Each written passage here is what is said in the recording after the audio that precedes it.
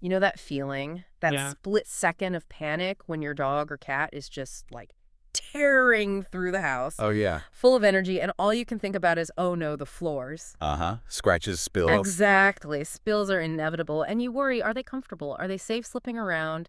Finding flooring that looks good and survives the pets feels like, well, a huge challenge. It really is a critical decision, you know?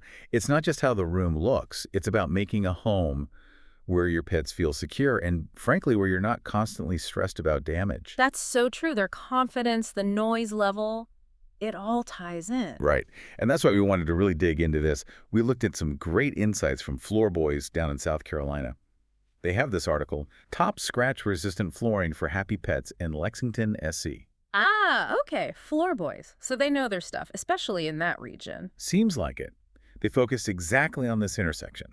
Durability, style, and what's best for the pets themselves. So our plan is to unpack their advice, sort of get to the bottom of what makes flooring truly pet-friendly based on what they're seeing. Exactly. They cover quite a range, luxury vinyl plank, which is everywhere now, but also tile, stone, bamboo. And the whole engineered versus natural wood debate plus laminate. Got it. Yeah, a good overview. Okay, let's start with the why.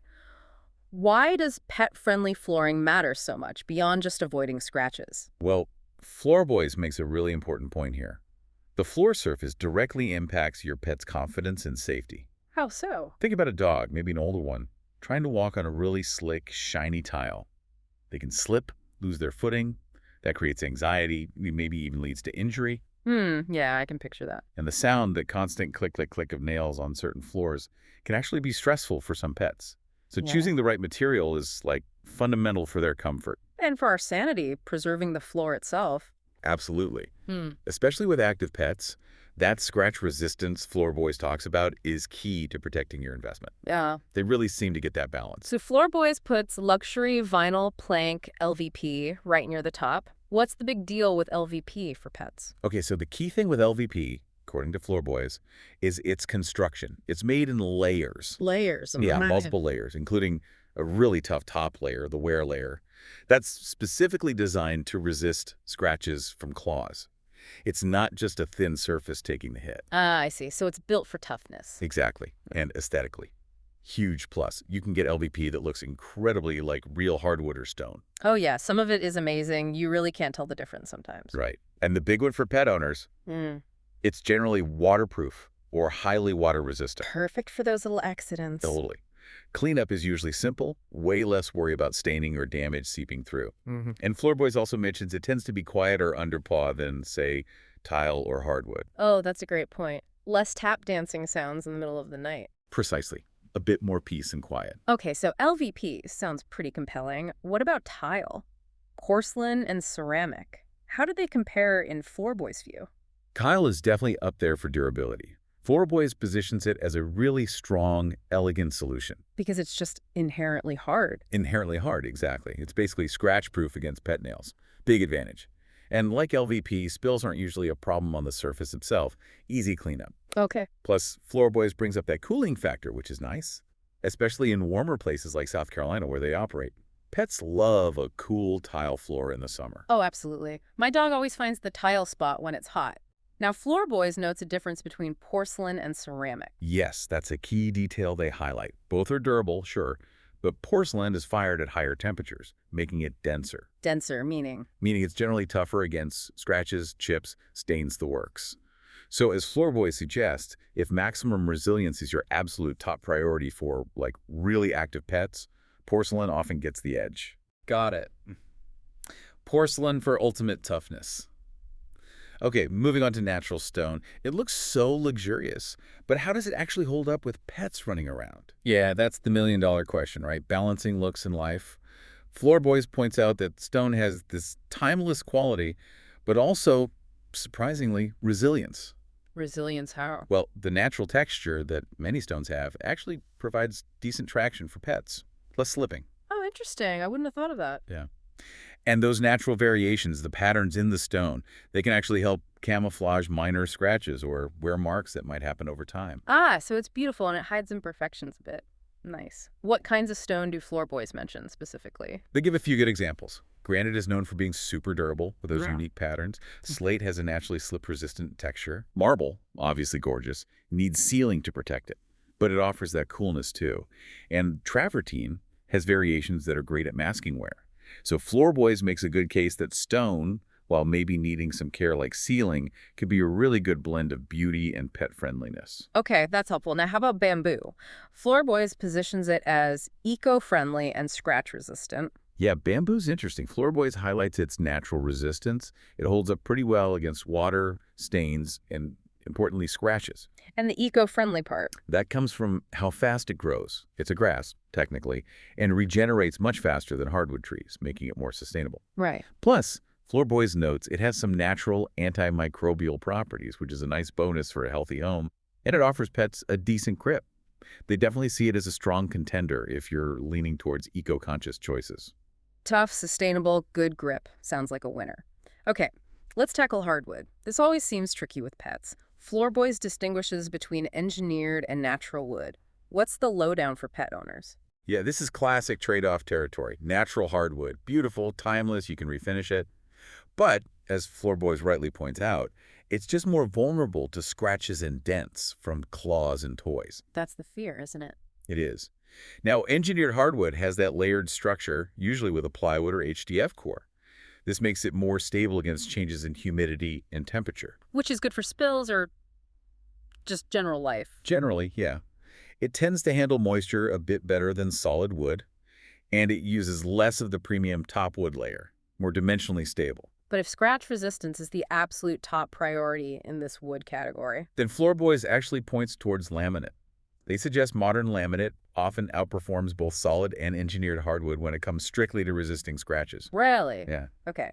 And laminate isn't what it used to be, right? Floorboys mentions it's stylish now. Oh, completely different game now. Floorboys highlights these advanced wear layers on modern laminates. They can really take a beating from pets and still look good. And the look. The visuals and textures are incredible. You can get laminates that perfectly mimic wood grain, stone, you name it. That texture isn't just for looks either. Floorboys notes it can give pets better grip and help hide minor wear and tear. Okay, lots of good options then. But no matter what you choose, you still have to maintain it with pets, right? What advice does Floorboys give there? Absolutely. Maintenance is key. Floorboys offer some really practical stuff, like using rugs and mats as scratch barriers in busy areas, entryways, hallways, so simple. regular nail trims for your pets. Crucial. They even mention nail caps as an option. Nail caps, interesting. Yeah. And just being prepared, keep a microfiber mop and a pet-safe cleaner handy for quick cleanups. Accidents happen, deal with them fast. Makes sense. For deeper cleaning, they suggest maybe a weekly cleaners using enzymatic cleaners. Those are great for breaking down pet-specific stains and odors. But their main point: start with a scratch-resistant floor in the first place. Prevention is better than cure. Very sound advice. Okay, the elephant in the room, cost. Did Floorboys give any ballpark figures for these options? They did provide some typical ranges, just to give you an idea. Luxury vinyl plank, they say, usually runs maybe $2 to $7 per square foot. Great. Hardwood, quite a bit more, maybe $10 to $20. Porcelain tile, they put in the $5 to $15 range, potentially higher up front. Right. But Floorboys emphasizes it could be more economical long-term because it lasts so incredibly long. Bamboo is often around $5 to $8. So it varies quite a lot. It does. The big takeaway from Floorboys here is don't just look at the initial price tag. Think about the long-term value, the durability, how well it's really going to hold up to your pets. That long-term perspective is important. Investing more upfront in something like porcelain might save money later. Exactly. Now, Floorboys also had a neat FAQ section in their article. Any questions in there that really stood out for pet owners? Oh, FAQs are always useful. What did they cover? A few really relevant ones, like, can pet-friendly flooring help with allergies? And the answer Floorboys gives is yes. Hard surfaces like vinyl, tile, bamboo don't trap dander and dust like carpet does. Good point for allergy sufferers. Definitely. They also tackled how long scratch-resistant coatings last, their estimate.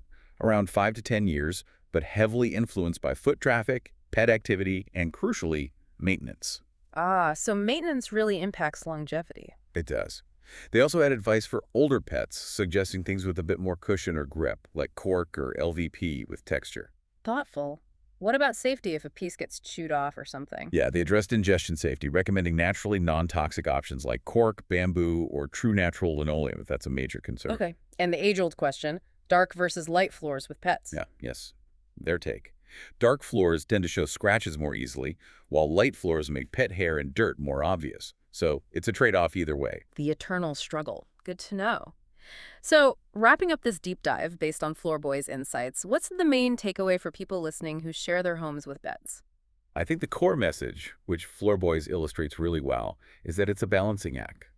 You're weighing durability against your pet's comfort and safety, against how you want your home to look, and of course, against your budget. No single perfect answer then. Not really. It depends on your specific situation, your pet's breed, age, energy level. Floorboys in South Carolina clearly understands these nuances and how they apply locally, but the principles are universal. So, whether it's the layered toughness of LVP, the classic durability of tile, or maybe the eco-friendly appeal of bamboo, you need to figure out which benefits matter most to you and your furry friend. Precisely. And here's something to think about. Your floor isn't just decoration. It's part of your pet's daily environment. How does it affect their confidence when they walk or play? What specific things about your pet? Maybe they're clumsy, maybe they shed a ton, maybe they have long claws. What should really drive your decision? That's a great point. It's about their quality of life, too. Absolutely. So really consider those factors. And if you are in South Carolina, exploring the Floorboys website seems like a smart next step for local expertise and options.